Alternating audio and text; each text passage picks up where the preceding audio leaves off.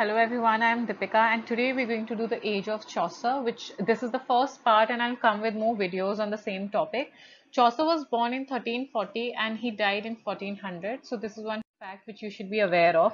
मैंने जैसे आपको पहली वीडियो में अपना बताया कि नॉर्मन्स ने इन्वेड किया था इंग्लैंड में, इस तरीके से उनकी लैंग्वेज फ्रेंच थी, वो जो बोलते थे, और लिटरेचर भी उस टाइम पे जो कि लिखी जा रही थी it was being written in French language. तो उस टाइम पे जो फ्रेंच लैंग्वेज में राइम स्कीम यूज हो रही थी, चौसर ने उस राइम स्कीम को लेकर इंग्लिश लिटरेचर में इंट्रोड्यूस किया. सो this is the first point about Chaucer took the idea of rhyme from French literature and introduced it into English. He invented the rhyme royal. The rhyme royal stanza consists of 7 lines, usually in iambic pentameter.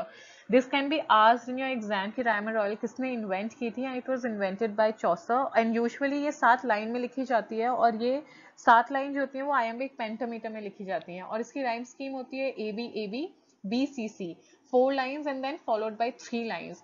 Matthew Arnold called him the father of our splendid English poetry because जितना भी work चौसर का है, जो भी poetry हम अभी भी पढ़ रहे हैं, for example the Canterbury Tales, they are beautiful written and very very famous. जिस तरीके से वो लिखी गई हैं और जिस तरीके से हम अभी भी उन्हें पढ़ रहे हैं और स्टडी कर रहे हैं, so we can tell how much effort he had put in while writing, so which is why Matthew Arnold has called him the father of poetry. Some of the important works of Chaucer are the Book of Duchess, the House of Fame, the Parliament of Fowls, Troilus and Proceed, The Legend of Good Woman and The Canterbury Tales. Canterbury Tales पे अपनी video बनाऊंगी 2 और इसके बाद वो मैं बहुत जल्दी पब्लिश करूंगी, लेकिन उससे पहले जो और बाकी वर्क हैं बाय चौसर हम उनको करने वाले हैं. ज्यादा क्वेश्चंस इन डेप्थ नहीं पूछे जाते हैं, लेकिन it's very important for us to know whatever we can. तो फैक्चुअल कुछ चीजें मैं आपको बताने वाली हूँ इस वीडियो में. शुरुआत करेंगे द बुक ऑफ डचेस से. सबसे पहले it's an elegy which has been written on the death of duchess of Lancaster, wife of John of Gaunt. Basically एक एलॉजी होती है जब भी आप किसी की डेथ पे शोक मनाते हैं, आप दुख जताते हैं, तो आप एलॉजी लिखते हैं. तो ये एक एलॉजी एक ट्रिब्यूट की तरीके से लिखी गई है लेंचेस्टर की डचेस के लिए, who was wife of John of Gaunt, who died, और ये एलॉजी इस तरीके से लिखी गई by Chaucer. It has been written in dream allegory form. Dream allegory क्या होती है कि your main character in the poem he falls asleep. उसके बाद सपने में उसको कोई स्टोरी दिखाई देती है, जब वो उठता है उस स्टोरी को नरेट करता है और वो नरेशन जो होता है उसको हम लिखते हैं अपनी पूरी की पूरी बुक में, अपनी पोएट्री में. So this is called dream allegory. So ये जो पोएट्री है, this also has been written in the form of a dream allegory and this carries influence from Guillaume's Lorris Roman de la Rose. इसका मतलब है कि जो actual story है वो रोमन द लॉ रोज की है और वो इन्फ्लुएंस कुछ आइडियाज वहां से लिए गए हैं और बुक ऑफ डचेस को फॉर्म किया गया है, बुक ऑफ डचेस को लिखा गया है. This has been written in octosyllable, मतलब जहां 8 सिलेबल्स होते हैं उस तरीके से इस बुक को लिखा गया है. And the poem serves twin purpose of elegy and eulogy. This question has been come कि the book of Duchess किस में लिखी गई है, octosyllable में, और ये elegy eulogy ऐसी कौन सी वर्क है जो चौसर का है, which is both an elegy and eulogy. So this is important. यूलॉजी का मतलब भी सेम होता है, एक ट्रिब्यूट, काइंड ऑफ ट्रिब्यूट आप किसी को पे करते हैं ऑन देयर डेथ, जैसे कि यहाँ पे डेथ हुई है डचेस ऑफ लेंचेस्टर की. So this book can be seen as a tribute to her. Next is the House of Fame. जिस तरीके से आपकी हेडिंग से बड़ा एविडेंट है हाउस ऑफ फेम की, मतलब एक घर फेम का. फेम क्या होता है? बहुत ही फेमस होना. यहाँ पर भी हम बहुत बहुत सारे ऐसे इंपॉर्टेंट कैरेक्टर्स के बारे में पढ़ रहे हैं हाउस ऑफ फेम के बारे में, जो कि फेमस हैं, लेकिन कुछ ऐसे भी हैं जो फेमस नहीं है. तो हमारा पोएट हमें शुरू में बताता है that he is going to tell everything about his dream, कि मतलब जो भी वो सपने में देखेंगे वो सब कुछ अपनी ऑडियंस को बताने वाले. इस तरीके से ये पोइट्री शुरू होती है. This has been divided into 3 books और ये भी ड्रीम एलिगरी में लिखी गई है. And this is very important to notice, ज्यादातर जो काम है चौसर के वो सारे के सारे मोस्टली ड्रीम एलिगरी में ही लिखे गए हैं, क्योंकि मेडिवल इंग्लिश के टाइम पे ज्यादा जो आपका वर्क था वो ड्रीम एलिगरी फॉर्म में ही लिखा जाता था. सो this is also one important point जो आपको ध्यान में रखना चाहिए. और इस पोएट्री में क्या होता है कि हमारा poet goes he falls asleep और उस सपने में ही sees a temple of glass. और वो टेम्पल ऑफ ग्लास जो होता है वो टेम्पल किसको डेडिकेटेड होता है? वीनस को. Venus is one of the gods, pagan God's.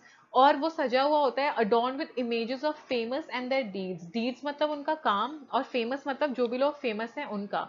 Dedicated मतलब उनको दर्शाया गया, उनको दिखा, उनके लिए वो पूरा का पूरा फेमस है कि उनकी पूरी पोएट, पूरा उनकी पिक्चर्स, पेंटिंग, सब कुछ वहां पे लगी हुई है। तो एक ईगल होती है पोएट्री में जो हमें बताया गया है, हु गाइड्स द पोएट कि एक जगह से दूसरी जगह जाने के लिए उस टेम्पल ऑफ ग्लास में। और ये भी हमें साथ में बताया गया है पोएट के द्वारा, बाय द पोएट, दैट कि बहुत कुछ जो फेमस लोगों के बारे में होता है वो जानने चाहते हैं how much of it is true, जो भी फेमस लोगों के बारे में लिखा जाता है और कितना उसमें सच है कितना नहीं है। सो this is what the poetry is about. Next हमारा है पार्लियामेंट ऑफ फाउल्स। ये भी ड्रीम विजन में लिखा गया है, और यहाँ पे राइमर रॉयल जो कि हमारे पोएट ने इन्वेंट किया है, which that has been used यहाँ पे इस पोएट्री में। एक जो भी सेलिब्रेशन हो रहा है यहाँ पे ऑफ अ मैरिज जो कि किंग रिचर्ड की हो रही है एने ऑफ बोहेमिया से। So the marriage is taking place, और जो ड्रीम विजन है वहां पर भी मैरिज टेक प्लेस कर रही है, लेकिन वो बर्ड्स के बीच में कर रही है। So which is why this has been called as beast fable tradition, कि आपकी एक रियल टाइम में मैरिज हो रही है जो कि आपके किंग और क्वीन की है, और जो पोएट की ड्रीम में मैरिज टेक प्लेस कर रही है वो बर्ड्स के बीच में हो रही है। सो this is also in dream vision.